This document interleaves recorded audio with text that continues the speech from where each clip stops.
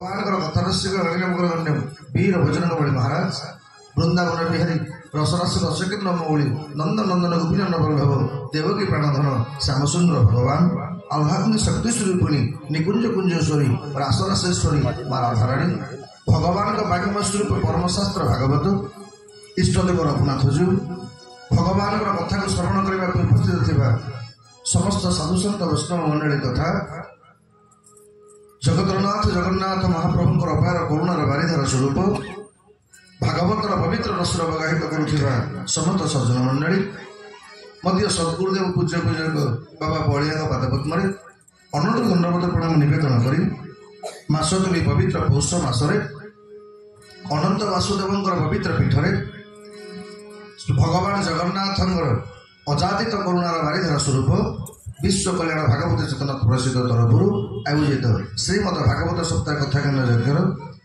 कर्णधर सुपशिल श्री व्यासजी महाराज भगवान सेवा व्यस्त थी समस्त ब्राह्मण मंडली सर्वोपरि पंडित भितर अग्रगण्य अग्रज प्रतिम पंडित श्री श्री भाई प्रथम सेवक भक्तिबोध प्रणाम ये पवित्र कार्यक्रम को आयोजन कर विश्व भागवत चेतना परिषद प्रतिष्ठाता केदारनाथ महापात्र आरंभ कर मध्य बड़ भाई प्रताप भाई आरंभ शंकर भाई पर्यंत भगवान पावन कथा को सरस सुंदर करने वाद्ययंत्र सहायक करुवा नरिसार वैकुंठ बाबू देवी वीरमामू ठार आरंभ कर गर्णपूर्णा सुगंधिमा शब्दयंत्र माध्यम सहायता करुवा अभिराम साउंड समस्त भक्तवृंद भगवान पावन कथा को श्रवण करने ये वृंदावन पवित्र धाम उपस्थित समस्त गोपी एवं समस्त गोपाल माने आपण मान समस्त से वृंदावन गोपी एवं गोपाल रूप में ये अधम सेवक प्रणाम आसतु भगवान से पावन कथा को श्रवण कला पूर्व आनंदर सहित श्रद्धार सहित भावर सहित भक्तिर सहित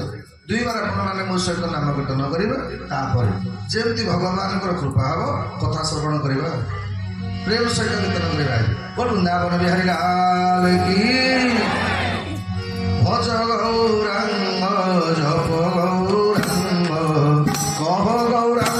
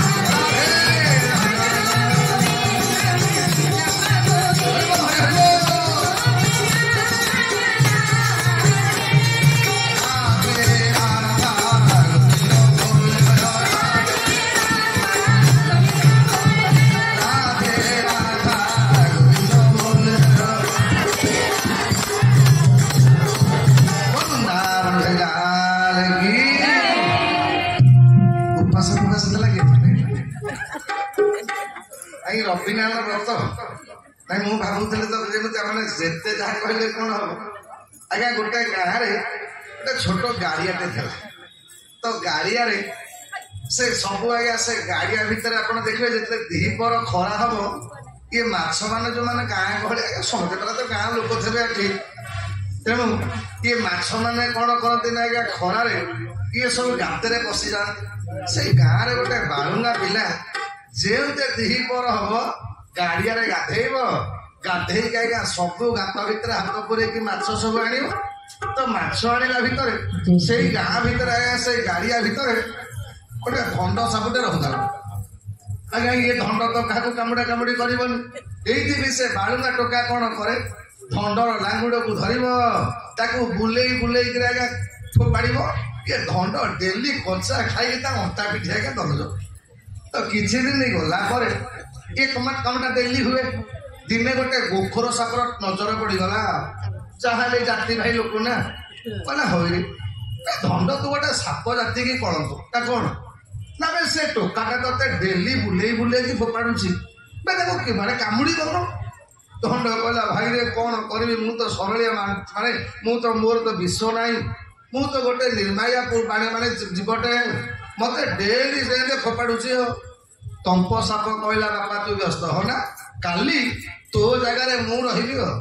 ଇଏ ହତ ଭାଗାକୁ ଦେବି ଗୋଟେ ଚୋଟ, ଆଉ ଜୀବନ ଯାକ ସେ ତ ବଞ୍ଚିଥିଲେ ସିନା ତତେ ବାଢେଇବ, ଆଉ ବାଢେଇବନି। ଆଉ କଣ ଧଣ୍ଡ କଲା ଭାଇରେ ସେତିକି ଯଦି କାମ କରିଦିଅନ୍ତୁ ମୋ ଜୀବନଟା ଉଦ୍ଧାର ହେଇଯାଆନ୍ତୁ। ଆଜ୍ଞା ସେଇଆ ତା ପରଦିନ ଆଜ୍ଞା ଇଏ ଧଣ୍ଡ ସାପ ଗାତରେ ତମ୍ପ ସାପ ପଶିକିରି ଅଛି। ଇଏ ପିଲା ପାଟିରେ ତ ମାଛ ସ୍ୱାଦ ବାଜିଛି। ଇଏ କଣ କଲା, ସବୁ ଗାତରେ ହାତ ପୁରେଇ ପୁରେଇ ଆଜ୍ଞା ଦେଖିଲା ଯୋଉ ଗାତରେ ଧଣ୍ଡ ରହେ ସେଇ ଗାତରେ ଆଜ୍ଞା ତମ୍ପ ବଇଛି। ଇଏ ତମ୍ପ ସାପ ଲାଙ୍ଗୁଡକୁ ଧଇଲା। ଯେତେବେଳେ ଲାଙ୍ଗୁଡକୁ ଧରିକି ଟାଣିବାକୁ ଯାଇଛି ତମ୍ପ ଆଜ୍ଞା ଫଣ ଚିତ୍କାର କଲା।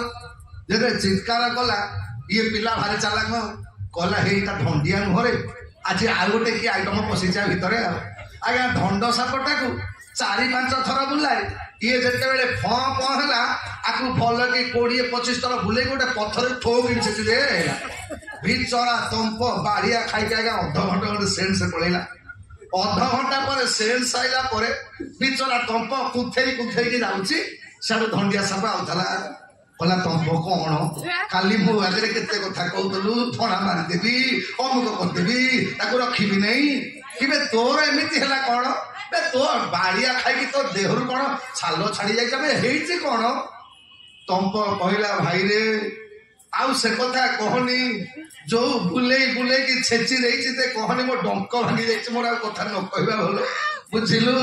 ଏଇଟା ତୋ ଦୋଷ ନୁହଁ କି ମୋ ଦୋଷ ନୁହଁ, ଏଇଟା ହଉଛି ଗାତର ଦୋଷ। ସେ ଗାତରେ ଯିଏ ପଶିବ ଏମିତି ବାଡିଆ ଖାଇବ। ଆମ ଅବସ୍ଥା ସେଇଆ। ଆମର ଭୁଲ କିଛି ନୁହଁ, ଏଇଟା ହଉଛି କଳିଯୁଗର ଭୁଲ। ଏଠି ଭଲ କଥାଟା ବାରମ୍ବାର କହିବ ଆମ ଲୋକ କରିବେନି, କିନ୍ତୁ ଖରାପ କଥା ବତେଇବା ଦରକାର ନାହିଁ। ମନେକର ମଦ ପିଇବା କିଏ କାହାକୁ ବତଉଛି, ଏମିତି ବାପା ବୋତଲ ଆଣିବୁ, ସୋଡା ବୋତଲ ଆଣିବୁ, ଏମିତି ପାଣି ମିଶେଇବୁ, ବରଫ ପକେଇବୁ, ଆଜ୍ଞା ବତେଇଛି କିଏ କାହାକୁ? ମନେକର ଗୁଟକା ଖାଇବା କିଏ କାହାକୁ ବତେଇଛି? ଚିରିବେ ତେଣୁ ଏଇଥିପାଇଁ ଖରାପ କଥାଟା ନ ବତେଇଲେ ବି ଲୋକ କରିବେ। ରାଧେ ଗୋବିନ୍ଦ ଭଜ ରାଧେ ଗୋବିନ୍ଦ ହରି ବୋଲ ହୁଳ ହୁଳି ରାଧେ ଗୋବିନ୍ଦ ରାଧେ ଗୋବିନ୍ଦ ଭଜ ରାଧେ ଗୋବିନ୍ଦ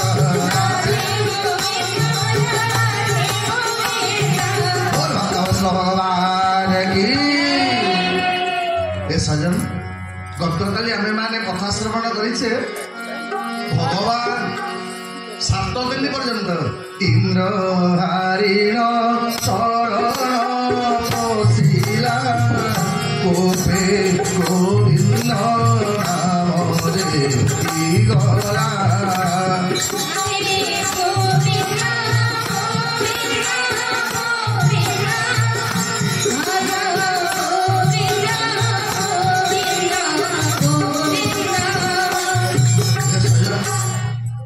ଜାଣିଛେ ବୃନ୍ଦାବନରେ ଭଗବାନ କୃଷ୍ଣଙ୍କୁ ମା ମାନେ 2 ଜଣ ପରୀକ୍ଷା କଲେ।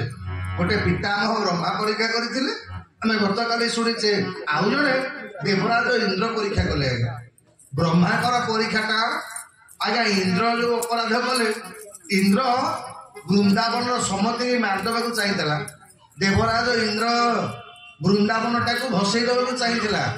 ମାନେ ଦେଖିବାକୁ ଗଲେ ବ୍ରହ୍ମାଙ୍କ ଠାରୁ ଇନ୍ଦ୍ରଙ୍କର ଅପରାଧଟା କମ ଅପରାଧ। ଆଜ୍ଞା आज्ञा सबू अपराध आप देखिए मनीष माइले बेल हम घर पोड़ बेल नहीं आज्ञा तो से न्याय जदि अपराध कथा विचार कर इंद्रकर अपराधटा ब्रह्मा ठार अपराधटारू अधिका अपराध आज्ञा देवराज पितामह ब्रह्मा संस्कृत भागवत 40टा श्लोक स्तुति कले आज्ञा भगवान ब्रह्मा को क्षमा कले अभिशाप देले पितामह तमें कलियुग मैंने पूजा पाइबनी आमको कलियुग लोक गुप्त भाव में पूजा करेंगे आम जहाँ ब्रह्मा मैंने कहूचे सुभद्रा बोली आज्ञा सुभद्रा मंत्र कौन ना निर्लिप्ता गुप्त देहाती जगत जननी आज्ञा ब्रह्मा होती कलियुग सुभद्रा रूप गुप्त रूप में पूजा पाइब आज्ञा भगवान पितामह ब्रह्मा को क्षमा कले अभिशाप देले बदल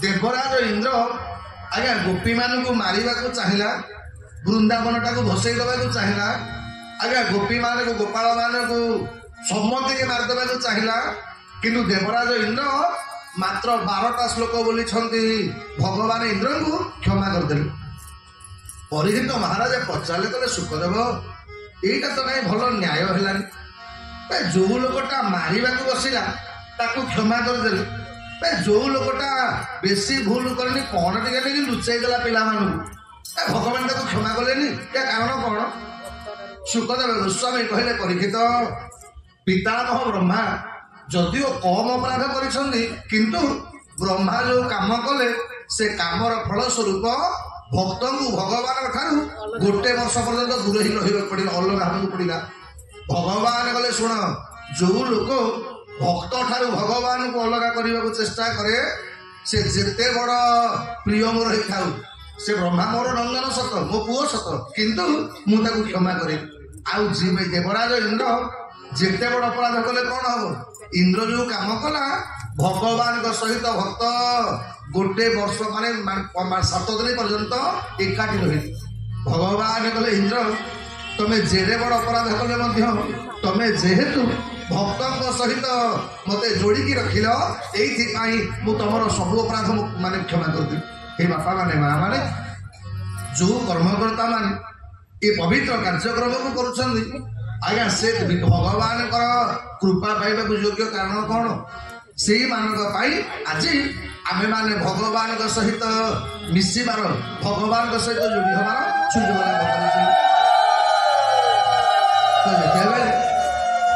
सुखदेव गोस्वामी की परीक्षित पचारे कहले सुखदेव ए जीवन में गोवर्धन टाइम कौन पुण्य कला जे जहाँ को भगवान कृष्ण 7 दिन पर्यंत 7 दिन 7 राति पर्यंत बाहातर काणिया गोटे नखरे टेक रखिले आज्ञा भगवान मोर निजे गोवर्धन को पूजा कले आबे भी अच्छी जो मानकर आंठू गंठी दरज अनेक लोग एवं भी आप देखिए गोवर्धन परिक्रमा करुवे आज्ञा वर्षक 12 मास जाक गोवर्धन परिक्रमा करती कारण कौन कहले आज्ञा भगवान मोर 5टी स्वरूप रहिले पूर्व जगन्नाथ पश्चिम द्वारिकानाथ उत्तर बद्रीनाथ दक्षिण रामेश्वर नाथ आम 4 जन मझे रहिले प्रभु गोवर्धननाथ बोल गोवर्धन भगवान की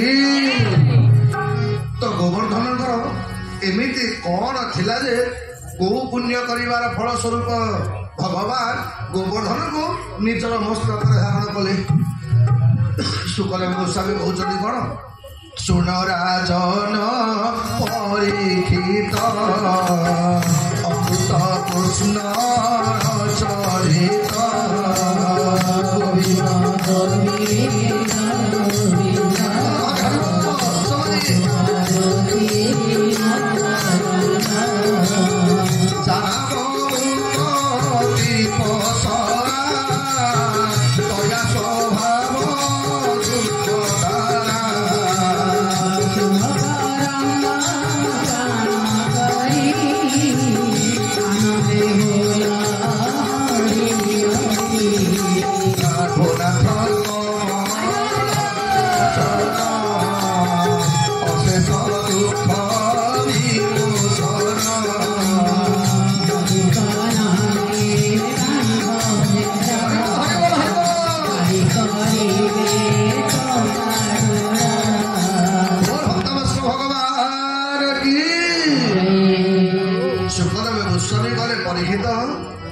ବୃନ୍ଦାବନ ଇଏ ସାମାନ୍ୟ ପାହାଡ଼ କି ପଥର ନୁହଁ।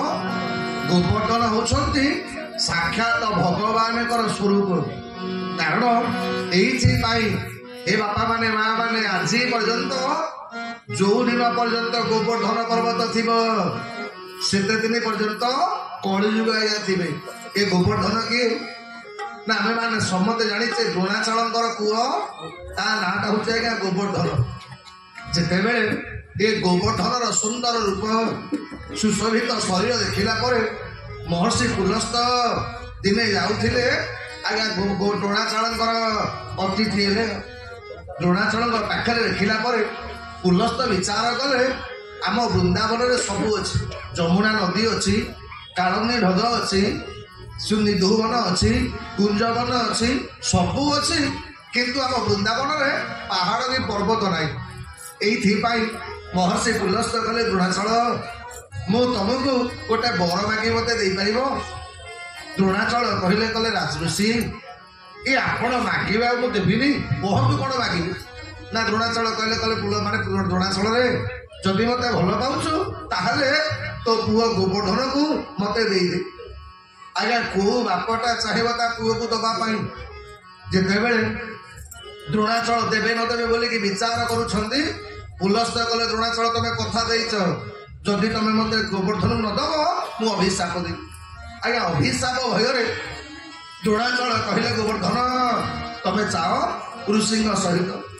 ଆଜ୍ଞା ଗୋବର୍ଦ୍ଧନଙ୍କର ଇଚ୍ଛା ନାହିଁ ବାପାଙ୍କ ଠାରୁ ଅଲଗା ହେବା ପାଇଁ, କିନ୍ତୁ ଯେତେବେଳେ ସନ୍ଥଙ୍କର ବାକ୍ୟକୁ ଅବମାନନା କରିହେବନି, ଗୋବର୍ଦ୍ଧନ କହିଲେ ପୁଲସ୍ତ ମୁଁ ତମ ସହିତ ଯିବି ଗୋଟେ ସର୍ତ୍ତରେ। କଣ ନା ତମେ ମତେ ନବ ଯେ ବାଟରେ ଗୋଟେ ରଖିବନି, ଯୋଉଠି ରଖିବ ମୁଁ ଆଉ ସେ ସ୍ଥାନରୁ ଯିବିନି। ଆଜ୍ଞା ଗୋବର୍ଦ୍ଧନ ପର୍ବତକୁ ହାତରେ ଧରି ମହର୍ଷି ପୁଲସ୍ତ ଆସିଲେ ଦକ୍ଷିଣାଚଳକୁ। ଆଜ୍ଞା ଯେତେବେଳେ ବାଟରେ ଗଲାବେଳେ ବୃନ୍ଦାବନର ସୁନ୍ଦର ଶୋଭା ଦେଖିଲା ପରେ ଗୋବର୍ଦ୍ଧନଙ୍କର ଇଚ୍ଛା ହେଲା ଯେ ଯୋଉ ବୃନ୍ଦାବନରେ ଭଗବାନ ଆଗକୁ ଲୀଳା କରିବେ ଏ ବୃନ୍ଦାବନ ଛାଡ଼ି ମୁଁ ଆଉ ଯିବି କଣ ପାଇଁ? ଏଇଥିପାଇଁ ଗୋବର୍ଦ୍ଧନ କଣ କଲେ ଏମିତି ମାୟା କରି ଓଜନ ହେଇଗଲେ। ଏତେ ଓଜନ ହେଇଗଲେ ଆଉ ପୁଲସ୍ତ ତାଙ୍କ ଭାରକୁ ସହ୍ୟ କରିପାରିଲେନି। ଆଜ୍ଞା ଗୋବର୍ଦ୍ଧନ ପର୍ବତର ପାଦ ଦେଶରେ ଯମୁନା କୂଳରେ ଗୋବର୍ଦ୍ଧନକୁ ରଖିଦେଲେ। ରଖି ସାରିଲା ପରେ ଆଉ ଯେତେ ଚେଷ୍ଟା କଲେ ଗୋବର୍ଦ୍ଧନ ଆଉ ଗଲାନି। ମହର୍ଷି ପୁଲସ୍ତ କହିଲେ କଲେ ଗୋବର୍ଦ୍ଧନ ତମେ କପଟ କରି ଓଜନ ହେଇଗଲ, ଏଇଥିପାଇଁ ମୁଁ ତମକୁ ଟେକି ପାଇଲିନି। ମୁଁ ତମକୁ ଅଭିଶାପ ଦଉଛି, ତମେ ଆଜକୁ ଦିନକୁ ଦିନ ଗୋଟିଏ ଗୋଟିଏ ତିଳ ପ୍ରମାଣେ ତମେ କ୍ଷୟ ହେଇଯିବ। ଆଜ୍ଞା ଗୋଟିଏ ରାଶି ଯେତିକି ପ୍ରତ୍ୟେକ ଦିନ ଗୋବର୍ଦ୍ଧନ ସେତିକି କ୍ଷୟ ହେଇକି ଆଜ୍ଞା ଯାଏ। ତେଣୁ ହେ ସଜ୍ଜନ ମନେ ରଖିବେ ଗୋବର୍ଦ୍ଧନ ପର୍ବତ ଭଗବାନଙ୍କୁ ଆଜ୍ଞା ଋଷି ପୁଲସ୍ତଙ୍କୁ କଲା ଋଷିବର ମୁଁ ଶୁଣିଛି ଯିଏ ଗୋଟେ ମୁହୂର୍ତ୍ତ ଭଗବାନ ମାନେ ଋଷିଙ୍କର ସତସଙ୍ଗ କରେ। ଆଜ୍ଞା ଶାସ୍ତ୍ର କହିଛି କ୍ଷଣମୟ ସଜ୍ଜନ ସଙ୍ଗତି ରେଖା, ଗୋଟିଏ ମୁହୂର୍ତ୍ତ ଯିଏ ସାଧୁ ସଙ୍ଗ କରେ ତାର ଜନ୍ମ ଜନ୍ମାନ୍ତର ପାତକ ନଷ୍ଟ ହେଇଯାଏ।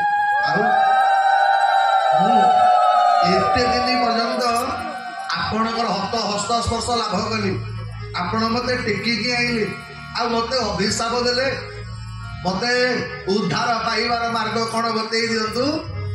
ସୁଖଦେବ ଗୋସ୍ୱାମୀ କହୁଛନ୍ତି କଲେ ପରୀକ୍ଷିତରେ ପୁଲସ୍ତ କହିଲେ କଲେ ଶୁଣୁ ଗୋବର୍ଦ୍ଧନରେ ତୁ ଦିନକୁ ଦିନ କ୍ଷୀଣ ହବୁ ସତ, କିନ୍ତୁ ତତେ ମୁଁ କଥା ଦଉଛି ଦ୍ୱାପର ଯୁଗରେ ନନ୍ଦନନ୍ଦନ ଭଗବାନ କୃଷ୍ଣ ତତେ ପୂଜା କରିବେ। ଇଏ ହଉଛି ଗର୍ଗ ସଂହିତାର ମତ। ଆଉ ବାଲ୍ମୀକି ରାମାୟଣ କଣ କୁହେ? ଆଜ୍ଞା ଇଏ ଯେତେବେଳେ ଭଗବାନ ରାମ ମୋର ସେତୁ ବନ୍ଧ ତିଆରି କଲେ, ଇଏ ସେତୁ ବନ୍ଧରେ ଅନେକ ମାନେ ପାହାଡ଼ ପର୍ବତ ସବୁ ଦେବ ଆଜ୍ଞା ସବୁ ବାନର ସେନା ମାନେ ଭାଲୁ ସେନା ମାନେ ଗଲେ ଆଣିକି ଆଇଲେ। ଯେତେବେଳେ ଆଜ୍ଞା ଦ୍ରୋଣାଚଳ ପର୍ବତଙ୍କ ପୁଅ ନାଟା ଗୋବର୍ଦ୍ଧନ, ହନୁମାନ ଗଲେ ଗୋବର୍ଦ୍ଧନକୁ ଆଣିବା ପାଇଁ। ଗୋବର୍ଦ୍ଧନକୁ ଆଣିବା ପାଇଁ ଗଲେ ଗୋବର୍ଦ୍ଧନ ପଚାରିଲା କଲା ହନୁମାନ ମତେ ନଉଛ କୁଆଡେ?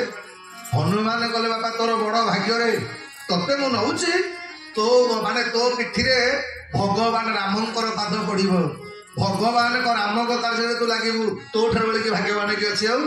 ଆଜ୍ଞା ଭଗବାନ ରାମଙ୍କର ସେବା କରିବ, ଏଇଥିପାଇଁ ଗୋବର୍ଦ୍ଧନ ପର୍ବତ ଆନନ୍ଦର ସହିତ ହନୁମାନଙ୍କ ହାତକୁ ପଳେଇ ଯାଇଲା। ଆଜ୍ଞା ହନୁମାନ ଯେତେବେଳେ ଗୋବର୍ଦ୍ଧନ ପର୍ବତକୁ ହାତରେ ଆଣିକି ଆସନ୍ତି।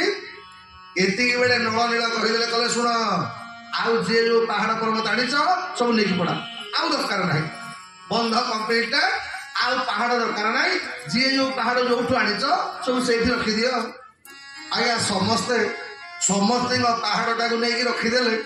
ଯେତେବେଳେ ଗୋବର୍ଦ୍ଧନ ପର୍ବତକୁ ରଖିବା ପାଇଁ ହନୁମାନଜୀ ଆଜ୍ଞା ବୁଲେଇଲେ, ମୁହଁ ବୁଲେଇଲେ, ଗୋବର୍ଦ୍ଧନ ପର୍ବତ କଲା, ହନୁମାନଜୀ ମତେ କଣ କହିକି ଆଣିକି ଆଇଥିଲ?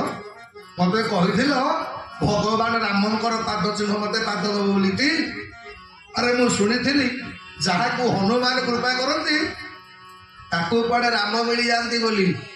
ଇଏ ତମକୁ ମୁଁ ତମ ଭରସାରେ ମୁଁ ଆଇଲି, ତମେ ମତେ ରାମ ଦର୍ଶନ କଣ କରେଇଦବ, ରାମଙ୍କର ସେବା କଣ କରେଇଦବ, ତମେ ମତେ ନଉଛ ପୁଣି ଥରେ ଫେରେଇବା ପାଇଁ।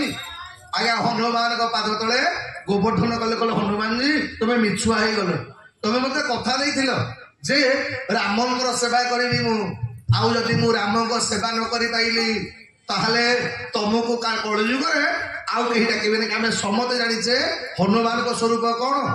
ରାମ ଦୁଆରେ ତୁମର ଖବାରେ ଓ ତମ ଆଜ୍ଞା ବିଲୁ ପଇସାରେ।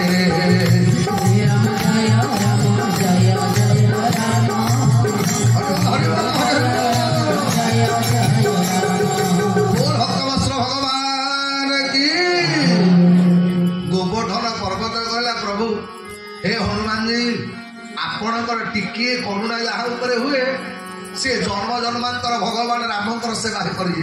आज्ञा भगवान राम को पाइबा हेले आपण को हनुमान कृपा नवाक पड़ो। हनुमान कृपा नहेले आपण भगवान को पाइबे। आउ जहाँ उपरे हनुमान कृपा होइछि से जीए भी हो मन कर आज पर्यंत गुंडुची मूषा को देखीदेले आमर मन पड़ज हनुमान कृपाटा कौन। आज्ञा जिते बड़े सेतुबंध माने तैयारी चली ये गुंडुचीटा मने मने भाविला कला हे मु तो ये माकड़ मान भाया पहाड़ पर्वत टेकी पारि कारण मो साइज तो 100 ग्राम भितर आए 100 ग्राम पथर टेकी कौन। तेणु गुंडुची मूषा मने मने भाविला कौन ना भगवान रामकर कोमल पाद को देखला गुंडुची भाविला कला हे काले पथर उपरे चलिले भगवान रामकर पाद को कष्ट हम। ये गुंडुची कौन कर ना समुद्र पानी रे आज्ञा बुड़ी पड़ो कि समुद्र बाली रे गड़ी बाली तो काणी आज्ञा पहाड़ पर ढाल सब बंध पर ढाल एमती गुंडुची ता काम चल जी पाइला। आम शास्त्र कही आपण मैंने ये भगवान कार्यक्रम लक्षे 2 लाख न देखी पाइले नाई पछे मन कर प्रताप भाई अच्छी माल गोदाम पैसा दांडी पैसा से 2-4 लाख देद कि आम पाखे तुम टंका तो देपर। तेणु गुंडुची मूषा भाया बाली तो टे झाड़ी पार भगवान काम पाई। आज्ञा एपटे गुंडुची राति दिन न खाई न पी ता कार्यक्रम करुच्ची सेपटे हनुमान महाराज पाद फाद बाजी ना हनुमान पाद बसी हनुमान पवन टे बाजी जाए खबर कौन ये हनुमान पवन टे बाजीगला बिचरा गुंडुची उड़ीक छिटिकी खंडे बाटे पड़ा से पलैला जो पलैला।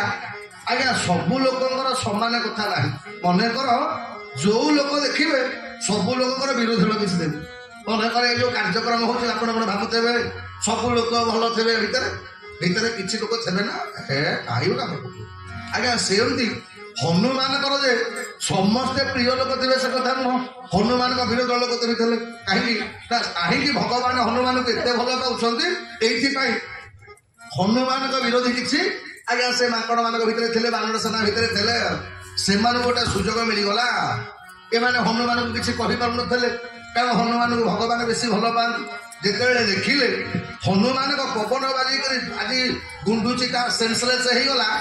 आज्ञा हनुमान विरोधी गोटे मौका मिलगला। आज्ञा गुंडुची मूषा को कांधे धरले हनुमान मुर्दाबाद हनुमान डाउन डाउन कहीकि भगवान राम को पाखे पहुंचले। भगवान कहले कि कौन है ना मणिमा तमें से हनुटा को बेसी मुह बढ़िया कर बसे देख छोटिया जीवटा गाधे गाधे तार केते काम से करूला आ हनुमान को बात कला गला कौन सेना कौन अच्छे। भगवान राम सब शुणिले गोरे अभियोग शुणिले गुंडुची मूषा को लेकिन कोड़े बसैले बसैक आज्ञा जेमती गुंडुची मूषा को भगवान आउंसी देकी पानी टोपे पियाइले ଆଜ୍ଞା ଭଗବାନ ରାମଙ୍କର ହାତ ଯୋଉଠି ବାଜିବ ସେଠି ଆଉ କିଛି କାମ କରିବ, ମେଡିସିନ କାମ କରିବ? ଆଜ୍ଞା ଗୁଣ୍ଡୁଚି ସାରା ଚେତା ପଳେଇ ଯାଇଲା। ଗୁଣ୍ଡୁଚି ମିଟି ମିଟିକି ଅନେଇଲା ବେଳକୁ ଦେଖିଲା କଣ ବ୍ରହ୍ମାଣ୍ଡର ଠାକୁରଙ୍କ କୋଳରେ ବଇଛି। ଆଜ୍ଞା ଭଗବାନ ରାମକୁ ଆଜ୍ଞା ହନୁମାନଙ୍କ ବିରୋଧ କଲେ ମଣିମା ଏଇ ଗୁଣ୍ଡୁଚିକୁ ଆପଣଙ୍କ ପ୍ରିୟ ହନୁମାନ ଦଣ୍ଡ ଦେଇଛି, ଦେଖ କେତେ କଲବଲ ପାଇଲା, ବିଚାର କେତେ କଷ୍ଟ ପାଇଲା। ଭଗବାନ ଶୁଣିଲେ, ଭଗବାନ କଲେ ଗୁଣ୍ଡୁଚି ତତେ ଏଇଟା ଦଶା ଦେଲା କିଏ? ଗୁଣ୍ଡୁଚି ଗଲା ମଣିମା ମୁଁ ଦେଖିନି। ଅନ୍ୟମାନେ କଲା ଦେଖିନୁ କଣ କହ ହନୁମାନ କରିଛି। ଗୁଣ୍ଡୁଚି ଗଲା ଆଜ୍ଞା ମୁଁ ଦେଖିନେଇ ପରା। ଆଜ୍ଞା ମୁଁ ମୋର ବାଲି ଝାଡୁଥିଲି, କୋଉଠୁ ଗୋଟେ ମହାବାତ୍ୟା ପବନ ହେଲା ମତେ ନେଇକି ଠୋକିରି ପିଟିଦେଲା। ମୁଁ କିଛି ଜାଣିନି। ସମସ୍ତେ କଲେ ଆଜ୍ଞା ଗୁଣ୍ଡୁଚି ସିନା କହିପାରିବନି, ଆମେ କିନ୍ତୁ ପ୍ରମାଣ ଦବୁ ସେଇ ହନୁମାନ କରିଛି। ଆଉ ଭଗବାନ କଣ ଠିକ ଯଦି ହନୁମାନ କରିଛି ଦଣ୍ଡ ପାଇବାକୁ ଯୋଗ୍ୟ।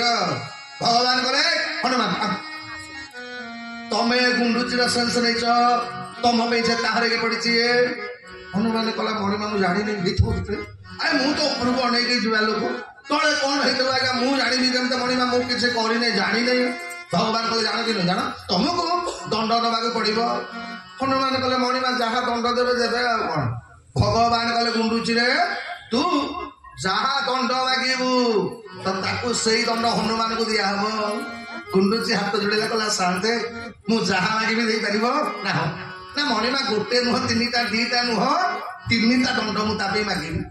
ଭଗବାନ କଲେ ତିନିଟା କଣ 30ଟା ଦଣ୍ଡ ଯଦି ତୁ କହିବୁ ମୁଁ ତାକୁ 30 ପ୍ରକାର ପନିଶମେଣ୍ଟ ଦେବି, ଯାହା କହିବୁ ଦେବି। ବିଚରା ହନୁମାନ ଥରିଲେ ଆଉ କଲେ ହତଭାଗା ମୁଁ ତାକୁ ସେନ୍ସଲେସ କରିଛି। ଯଦି ଏନେ ବର ମାଗିଦେବ ଯେ ହନୁମାନଙ୍କର ଗୋଡ ଭାଙ୍ଗି ଦିଅ କି ହାତ ଭାଙ୍ଗି ଦିଅ ଆଉ ରାମ ସେବା କରିହବନି, କଣ ଦଣ୍ଡ ଦବ? ଗୁଣ୍ଡୁଚି କି ଭଗବାନ କୋଳରେ ବସେଇକି ଆଉଁଶୁଛନ୍ତି। ଗୁଣ୍ଡୁଚି ବର ମାଗିଲା କଲା ମଣିମା ପ୍ରଥମ ବର ଦିଅ ଏ ହନୁମାନ ଟାକୁ ଅମର କରିଦିଅ। ବୀର ଜଳଙ୍କର ମୁହଁ ଚୁପ କଲେ ଏଟା ଦଣ୍ଡ ମାଗିଲା ନା ବର ମାଗିଲା କିରେ? କିବେ ଜଣକୁ ପନିଶମେଣ୍ଟ ଦବ ପୁଣି ଅମର କରିଦବ। ଭଗବାନ କଲେ ହେ ତୁ ହନୁମାନଙ୍କୁ ଡରିକି ତା ପାଇଁ ମାଗୁଛୁ କି? ନା ନାହିଁ ମଣିମା ତା ପାଇଁ ନୁହଁ। ନା ଆଉ ନା ଆରେ ଏଇଟା ବର ନୁହଁ, ଏଇଟା ଦଣ୍ଡ ନୁହଁ, ଏଇଟା ବର ମାଗିଲୁ ରେ। ଆବେ ହନୁମାନଙ୍କୁ ଅମର କଲୁ କଣ ପାଇଁ?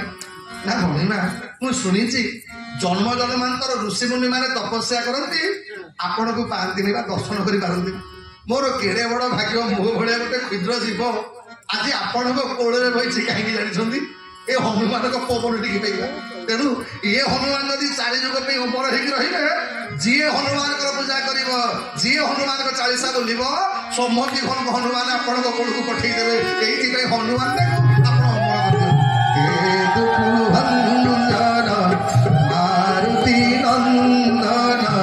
ସୁନୋଲ मेरी पुकार मोहना सुधाई नदी बारंबार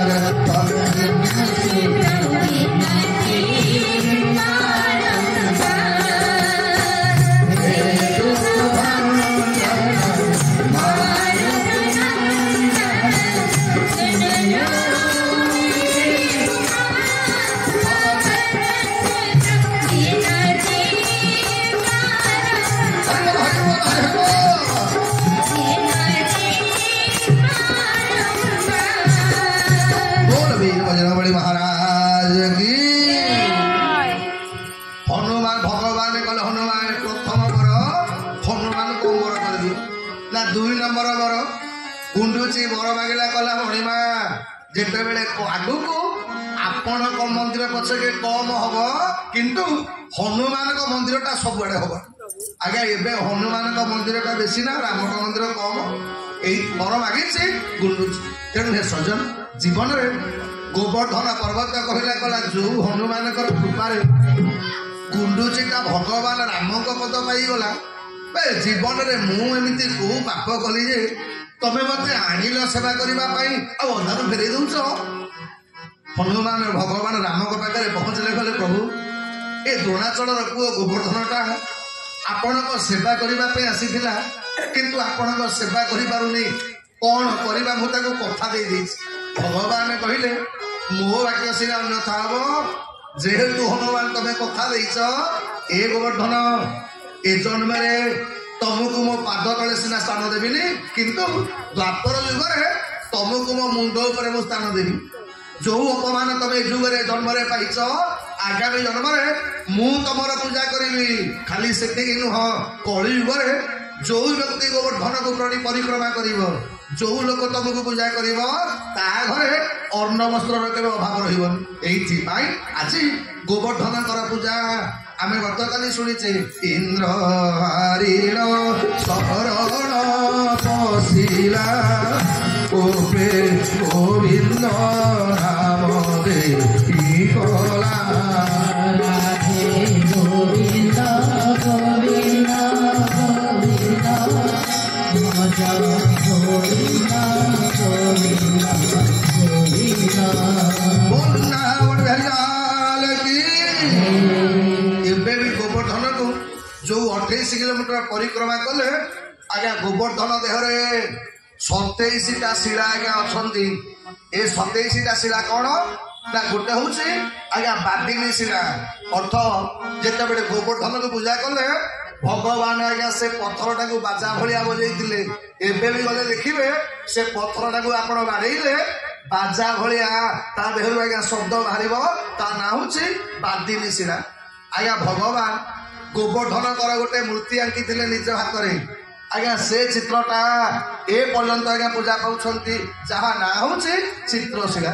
ଖାଲି ସେତିକି ନୁହଁ ଆଜ୍ଞା, ଯୋଉଠି ଭଗବାନ କନ୍ଦୁକ ଆଜ୍ଞା ସାଙ୍ଗ ଗୋପାଳ ବାଳକ ମାନଙ୍କ ସହିତ ବଲ ଖେଳିଥିଲେ ସେ ଶିଳାର ନାଁ ହଉଛନ୍ତି କନ୍ଦୁକ ଶିଳା। ଆଉ ଯୋଉ ଜାଗାରେ ଆପଣ ମାନେ ଦେଖିବେ ଗୋଟେ ଆଜ୍ଞା ଭଗବାନ ସେଇ ଗୋବର୍ଦ୍ଧନ ପର୍ବତ ପାଦଦେଶରେ ଯମୁନାକୁ ଆଜ୍ଞା ଯୋଉ ଗୋପୀ ମାନେ ମଥୁରାକୁ ଦଧି ଦେଖିବାକୁ ଯାଆନ୍ତି, ଏ ଭଗବାନ ସମସ୍ତଙ୍କ ଠାରୁ କର ଆଦାୟ କରନ୍ତି। କହିଲେ ମୁଁ ହଉଛି ଗୋକୁଳର ମାନେ ବୃନ୍ଦାବନ ରାଜା, ମତେ କର ଦେଇକି ଯା। ଆଜ୍ଞା ଗୋପୀ ମାନଙ୍କୁ ଭାରି ହଇରାଣ କରନ୍ତି। ଗୋପୀ ମାନଙ୍କର ହାଣ୍ଡି ମାଠିଆକୁ ଭାଙ୍ଗି ଦିଅନ୍ତି। ଆଉ ଭାଙ୍ଗି ସାରିଲା ପରେ କଦମ୍ବ ପତ୍ର ଆଜ୍ଞା ପଳାସ ପତ୍ରରେ ଭଗବାନ ମୋର ଦନା ତିଆରି କରି ମାନେ ପତ୍ର ଢୋଲା ତିଆରି କରି ଦହି ତାଙ୍କର ପିଅନ୍ତି। ଯୋଉଠି ଭଗବାନ ପତ୍ର ଢୋଲା କରିଥିଲେ ଏବେ ବି ଦେଖିବେ ସେ ଜାଗାଟାକୁ ତୃଣ ବୋଲିକି କୁହନ୍ତି। ସେ ସ୍ଥାନରେ ଯେତେ କଦମ୍ବ ଗଛ ଆଜ୍ଞା ଯେତେ ପଳାସ ଗଛ ସବୁ ଗଛର ପତ୍ର ଗୁଡାକ ଆପେ ଆପେ ପତ୍ର ଠୋଲା ଭଳିଆ ହେଇଯାଏ। ଏବେ ବି ଆଜ୍ଞା କେତେବେଳେ ଗଲାଣି ବାପର ଯୁଗ, କେତେବେଳେ ଆଜ୍ଞା ଆପଣ ମାନେ ଗଲେ ଦେଖିବେ ପତ୍ର ଠୋଲା ଭଳି ସବୁ ବୃକ୍ଷର ପୁତ୍ର। ରାଧେ ଗୋବିନ୍ଦ ଭଜ ରାଧେ ଗୋବିନ୍ଦ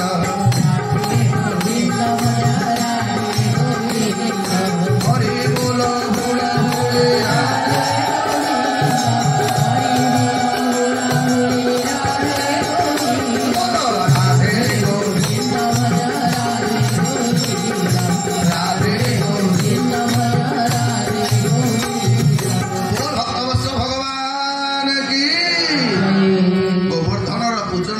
ଭୋଳେ ଏଥରକ ଭଗବାନ ମୋର ଗୋପାଳ ବାଳକ ମାନଙ୍କ ସହିତ ଯାଇଛନ୍ତି ଉଚ୍ଚାରଣ କରିବା ପାଇଁ। ଏତିକି ବେଳେ ଆଜ୍ଞା ଗୋପାଳ ବାଳକଙ୍କ କାନେ ନାକରେ ପଡିଗଲା ତାଳର ବାସ୍ନା। ଆଜ୍ଞା ଆପଣ ମାନଙ୍କ ଯୋଉମାନେ ପାଚିଲା ତାଳର ସେ ଯୋଉ ବାସ୍ନା, ଆଉ ତାଳ ପିଠା ଯାହା ଘରେ ହବ 10ଟା ଲୋକଙ୍କ ଘର ଜାଣିବେ ଯେ ଆ ଘରେ ତାଳ ପିଠା ହଉଛି। ଆଜ୍ଞା ଭାରି ବାସ୍ନା ହୁଏ। ଏଇଥିପାଇଁ ପାଚିଲା ତାଳ ବାସ୍ନା ଶୁଣିଲା ପରେ ଗୋପାଳ ବାଳକ ମାନେ କଲେ କାହ୍ନା ଭାରି ଇଚ୍ଛା ହଉଛି ରେ ତାଳ ଭୋଜନ କରିବା ପାଇଁ। ବହୁତ ଦିନ ହେଲା ଆମ ଗୋକୁଳରେ ବୃନ୍ଦାବନରେ ତାଳ ଗଛ ଅଛି ସତ, କିନ୍ତୁ ଆମେ ମାନେ କେହି ତାଳ ଭୋଜନ କରିପାରୁନୁ। ଭଗବାନ କଲେ କାହିଁ କଣ ହେଲା ନା କଂସ ଏଇ ତାଳ ବନରୁ ତିଆରି କରୁଛି ଆଜ୍ଞା କାଦମ୍ବରୀ ମାନେ ତିଆରି କରୁଛି। ଆଉ ସିଏ ନିଜେ ପାନ କରୁଛି, ଆମକୁ ଜମା ଦଉନି। ଭଗବାନ କହିଲେ କଣ ହେଲା, ଆମ ଜାଗାରେ ଗଛ ଆମରି ଜାଗାରେ ଫଳିବ, ଆମେ ପିଇ ପାରିବାନି?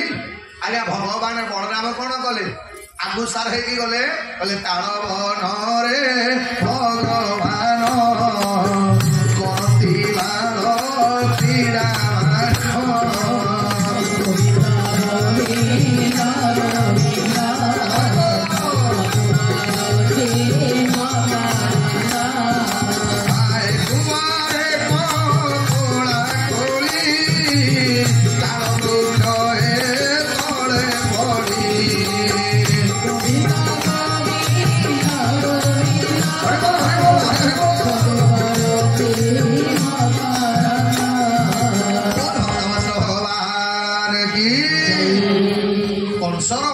से ताल बनकू गोटे असुरटे जगिला जहा ना हूँ प्रलम्ब असुर आज्ञा देखा बलद भली विराट शरीर आज्ञा सिंह दीटा तार एमती आज्ञा प्रलम्बासुरटा जहाँ देवराज इंद्र आज्ञा भय कर ऐरावत हाथी की जे माइला वाला आज्ञा चपड़े रसीम बलर अधिकारी प्रलम्बासुर को आज्ञा जिते सबू गोपाल बालक मैंने कहले बलराम भाई आमर टे ताल खाइबा इच्छा हो आज्ञा बलराम सागे सागे कौन कले आगुसार होकर गले जिते ताल गछ को हलैवा को आरंभ कले ताल बर्णर जयकुआली प्रलम्बासुर निद भांगीगला बोला आज पर्यंत मो डर मो ताल बन भितर किए प्रवेश करती ये पिला गुड़ाक किए जी मो निदरे आघात देते आज्ञा जिते मारिबा आसे बलराम जी बड़े पर आगे आमे माने सबते श्रवण करिछे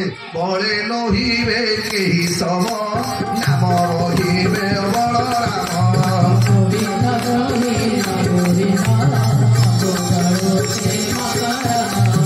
आहार मद धरि हरि वृक्षरे प्रहार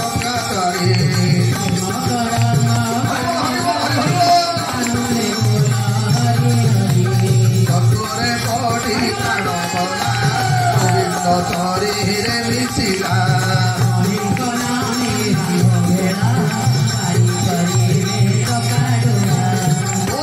भगवान की आज बलराम सहित प्रलम्बासुर आज्ञा युद्ध आरंभ है एमती युद्ध है भगवान बलराम कौन कले काम पाल प्रलम्बासुर पछ गोड़ दुईटा को धरले कि आज्ञा बुलेई बुलेई प्रत्येक काल गछरे एमती पिठिरे सब पाचिला काल गुड़ाक तले पड़गला गोपाल बालक जी जिते पाइले सब गोटेवा आरंभ कले भगवान प्रलम्बासुर को ऊपर को टेकिक कची देले से प्रलम्बासुर शरीर गोटे दिव्य पुरुष हारिला बलराम को नमस्ते आरंभ कला स्तव करवा नम नमस्ते बलराम नमस्ते पवित्र पुराण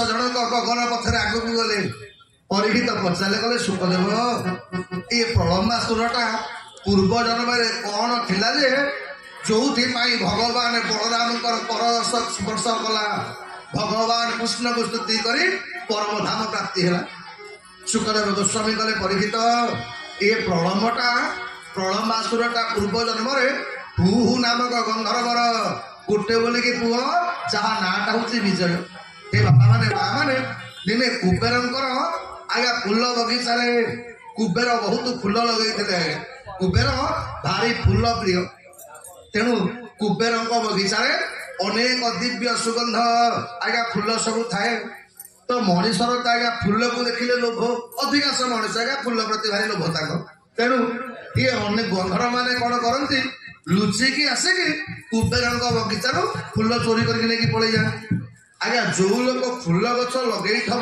मैंने जो मैंने फूल को बेसी भल पाती जदि फूल गचर पत्र किए मैंने तोड़ीदेव छेटेदब देह राग हम आपण कथा कम मैंने कहीपर मुझे मोर हासिया मो गचर जदि किए गोटे हाथ मैंने मत मारिदे चलो मो गचर कहीं हाथ मारे किंतु आज्ञा जिते बड़े कुबेर सबुदिन देखती राति पाइला बेलू फूल शून हम खाली सब कड़ होता एत सुंदर फूल फुटीला फूल गुड़ाक जाऊँगी कुआड़े अवश्य आम आपण कथा कहीपरूनी आज्ञा आम कटक अधिकांश लोक आज्ञा अच्छा जो मैंने राति 4टार निद भांगे कहीं न उठिला पूर्व निद भांगे बाड़ी गोटे धरिक से मणिजाक जी आज्ञा गला घरे गछुटे नथब किंतु जहाँ बाड़ी गछ थब आंगुड़ी बड़े आज्ञा ଆପଣ ରାତି ପାଇଲା ଉଠିଲା ବେଳକୁ ଆପଣ ଗଛରେ ଫୁଲ ନଥିବେ, କଢ଼ ତ ନଥିବ, ଫୁଲ ଦୂର ନଥାଏ, ସବୁ ଛିଣ୍ଡିକି ସେ ପଳେଇଥାଏ। ତ ସେଇ ନ୍ୟାୟରେ ଆଜି ଯେତେବେଳେ କୁବେର ସବୁଦିନ ଦେଖନ୍ତି ତାଙ୍କ ବାଡ଼ିରେ ଫଳ